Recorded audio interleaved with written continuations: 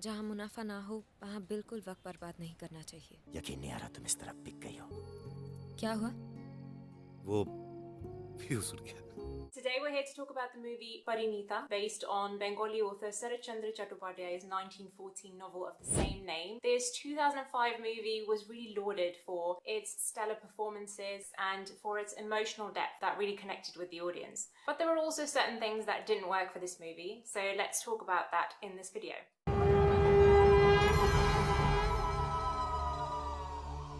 So before we delve into the analysis of this movie, let me just give you a very quick summary. I'm assuming that if you are watching this video, you have also watched the movie, and in case you haven't, be warned that there are spoilers ahead. Okay, so the 2005 movie Parinita is set in 1960s Kolkata and is the story of Shekhar and Lalita, who first meet as children and as neighbors and very quickly develop a strong bond of friendship, where Lalita is a soft-spoken yet self-assured girl and ends up working in Shekhar's father's office. Shekhar, on the other hand, is a brooding and moody musician who sulks more than he talks in the movie. I mean, literally, you just see him sulking over one thing or the other. Anyway, Lalita lives with her uncle, who has mortgaged his house with Shekhar's father. It's relevant later on, I promise. So Shekhar and Lalita share a very close bond. They spend almost all of their free time together. That is until Girish arrives from London, who, besides being rich, is pretty much the opposite of Shekhar. He's kind, he's calm, he's understanding, he's cool and collected.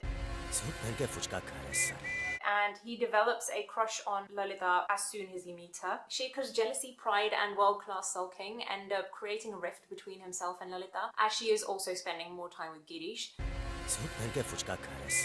In the meantime, over at Shekhar's father's office, Lalita discovers some papers which show that Shekhar's father has other plans for the house that is Lalita's family home. So Shekhar's father plans to turn the home into a hotel and kick the entire family out without their knowing. So this is a project that is under wraps. No one's supposed to find out about this, but Lalita accidentally does. She goes to Shekhar to ask for help. He doesn't fully understand the depth of the issue and she isn't fully able to explain it. In comes Girish, who lends the money to Lalita's uncle, who ends up repaying Shekhar's father. They get the papers back. So Shekhar's father, being a villain of the movie, ends up throwing a fit. तुम ये नहीं कर सकते। अरे हाथ चला तो नहीं? He also lies to Shekhar about Lalita's intentions, and because Shekhar has already got this idea in his mind that she is getting closer to Girish, he believes his father. Things are not looking good as far as their friendship is concerned. यकीन नहीं आ रहा तुम इस तरह बिक गई हो। They end up stopping speaking to each other. Shekhar's father ends up getting a wall built between both houses. It's a whole wall thing. He also believes that Lalita has married Girish because that was her uncle's wish. Then we cut to the present, which is actually how the movie opens, which is on Shekhar's wedding night. Shekhar discovers the truth of his father's deceit, of Lalita's innocence. Oh, in the meantime, also Shekhar smashes the wall that his father built with a water fountain. I appreciate what the filmmakers were trying to do with, Shekhar standing up to his father and smashing this wall in front of all of the wedding guests there, and then he finally ends up reuniting with Lalita, and we get a happy ending. The end. Okay, so delving into the analysis, I thought it would be good to start off with what really worked well for this movie. Okay, so starting off, I think this movie had a very strong emotional core. At its essence, Parinita is a love story. It's steeped in emotions, and there are so many complexities that this movie explores, whether that's love or pride or the misunderstandings between both the main characters, Lalita and Shekhar. This movie also had very strong and compelling character arcs for both main characters. Starting off with Lalita, her grace, her composure, and especially her inner strength throughout this movie made her a very captivating protagonist. You see all these challenges that are being thrown at her on a daily basis. She has to deal with the scrutiny of her best friend's father, who is very classist. Classicist? He cares about his status, basically. She also works at Shekhar's father's office, so she has to deal with the scrutiny over there. नहीं sir, मैं तो बस Shut up. She discovers that her family's home that has been mortgaged is now going to be taken from them. She has to deal with Shekhar's pride and his judgment, which is completely misplaced. Throughout the entire movie, even up until the very end, her and Shekhar have this massive misunderstanding. He accuses her of so many things that are completely uncalled for, but she never once loses her composure. Now, Shekhar as a character is a lot more flawed, but his flaws really fit well with his character. There being a tense relationship between him and his father because his father is very business oriented, focused on making money, his status, how they're perceived by society, whereas Shekhar doesn't really care about that. He has this passion for music. As a result, it creates this dichotomy between both of those characters where he's constantly trying to be a little bit of a rebel in sort of the smaller things. He is a character that has a lot of pride and is very impulsive, perhaps as a result of this dynamic that he has with his father and society in general. The character arc that we see of Shekhar of going from a very prideful and impulsive man to somebody who's willing to confront that pride and confront his mistakes. It was generally executed in a very good way. There are some flaws with it that I will talk about later on. The movie also has an authentic period setting where it takes place in 1960s Kolkata, and the recreation of that world adds a very rich and authentic layer to the narrative.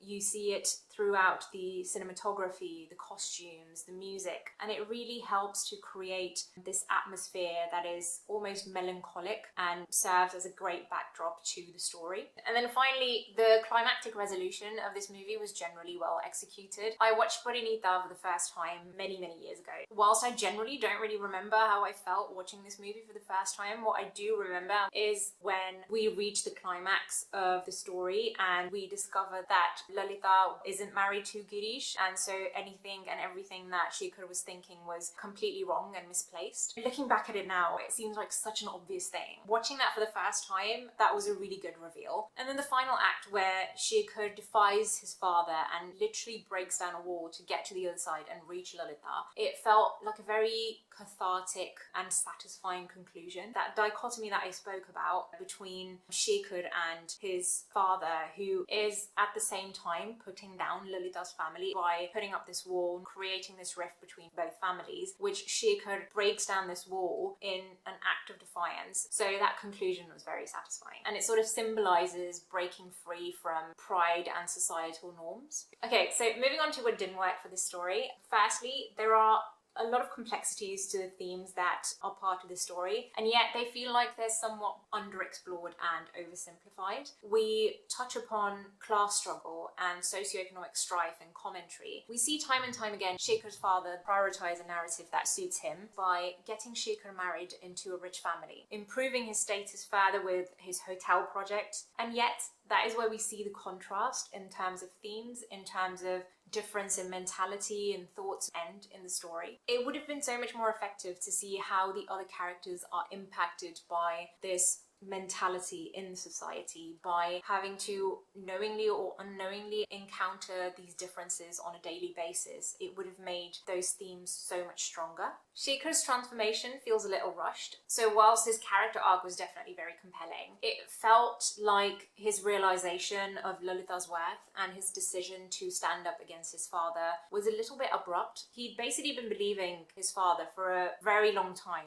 at this point, where he decided to even get married according to his father's wishes. And he has this one conversation with Girish, who tells him that everything he'd been believing was wrong. And it's like his character just switches like that. It felt a little bit inauthentic. We also see him getting influenced really quickly by his father and developing this mindset that she is a gold digger. And it really hurts her. He insults her in a way on multiple occasions. And yet when he realizes that he was wrong, why he did what he did or why it was wrong doesn't really get explored. So it feels like a bit of a fleeting moment. The only thing that they really address is that he hit Lalita, which obviously is terrible, but all of these other things that he said to her, which was super hurtful, don't really get explored at all. So his forgiveness towards the end doesn't really feel fully earned. The antagonist in this story feels kind of one-dimensional. So Shekhar's father is portrayed as this controlling, stereotypical patriarch whose motivations are mainly fueled by greed and class prejudice. and beyond that we don't get a further exploration of why he's doing what he's doing. So as a result, he ends up feeling like more of a one-dimensional character who is used as a plot device rather than being a well-rounded antagonist. Moving on, the secondary characters feel kind of underdeveloped, especially Girish, who is such an important part of the narrative. His feelings and motivations towards Lalita feel kind of, again, underexplored. He offers this alternative male archetype who is kind, patient, selfless, in contrast to Shekhar's impulsive and egotistical behavior. And Girish as a character could have really challenged Shekhar's worldview. He could have offered to pose as this catalyst that would have challenged Shekhar and helped him grow as a character, and yet we don't really, unfortunately, get to see any of that. And then other characters like Shekhar's mother, Goel, are explored at a surface level and get minimal screen time. So unfortunately, most of the secondary characters do feel like a missed opportunity. Okay, so the next thing that I wanted to talk about kind of deserves its own separate section because I think it's such an interesting topic. That is the symbolism of this movie. And the first one that I wanted to talk about was Shekhar and Lalita's confinement to Shekhar's room. We see the interactions that happen between both main characters, mostly confined to Shekhar's room, which kind of offers a view into their own private world that could be considered to be isolated from societal norms and expectations. But as a result, it also offers kind of a single dimension to their relationship, where it would have been more interesting to see Shekhar and Lalita interact in different spaces, having confrontation between Lalita and Shekhar's father in their office and have Shekhar be there, or even in their house just outside of Shekhar's room. I think it would have added so much more layers to their relationship. Okay, so the next one is music, and what I specifically wanted to talk about was the piano as an instrument. It acts as kind of a recurring motif in the story, and you could almost say that it acts as a silent witness to everything that happens between Lalita and Shekhar throughout the story. Lalita and Shekhar have grown up and are still very close friends. As adults, one of their first interactions, it's a very sweet introduction to the piano and the music. Somewhere further along the story, Shekhar's father is forcing Shekhar to go and meet this rich girl, and he's got this very careless and indifferent attitude, which again he displays on the piano. Then almost towards the end, Shekhar is distraught. Again, we see that breakdown as he's playing on the piano. I think it's a very interesting way of portraying an inanimate object, but I think it has so much more potential as a narrative device. Both Lalita and Shekhar have a relationship with music, and where Shekhar has got this wealth and privilege and he is a musician, but his attitude is more careless. On the other hand, we see Lalita, who is a lot more humble and loving towards music. Potentially they could have explored that in terms of the difference in class and privilege that both of these characters have, the way they perceive and interact with something that they both have access to and is close to their hearts. Okay, so next we have Shekhar's window and his perspective. So Shekhar's room has a prominent window. Whilst at the beginning of the story, it's sort of used as a way for them to interact with each other, where Shekhar will call out to Lalita and ask her where she's going or tell her to come over. Slowly, this window kind of subtly reinforces Shekhar's passive participation in his and Lalita's relationship. When he looks outside, Lalita is actually much more assertive. She's stepped outside of her and Shekhar's world, which is inside the room, to outside and live a life of her own. This is especially reinforced when Girish comes into the picture. Finally, we have the understated role of Kolkata as a character. So 1960s Kolkata is portrayed absolutely stunningly within this movie, but it remains a backdrop rather than an active participant. And this time of the 1960s, where there was evolving modernity, clashes with traditional values, how all of that plays into society, how that would have affected the characters, could have been a really good opportunity to sort of weave the backdrop of Kolkata in a much more active way into the characters' lives. Okay, so that was it. Hopefully you liked the analysis of this movie. Were there any points that you agreed with, that you disagreed with, anything that I may have missed out? Please do leave it in the comments below. If you were interested in the story, there is also a 1953 movie adaptation with Ashok Kumar and Meena Kumari. Definitely check out either one of those movies if you are interested. So yeah, I'll see you next time. Oh, also, please don't forget to like and subscribe. I need to remember that. Bye bye.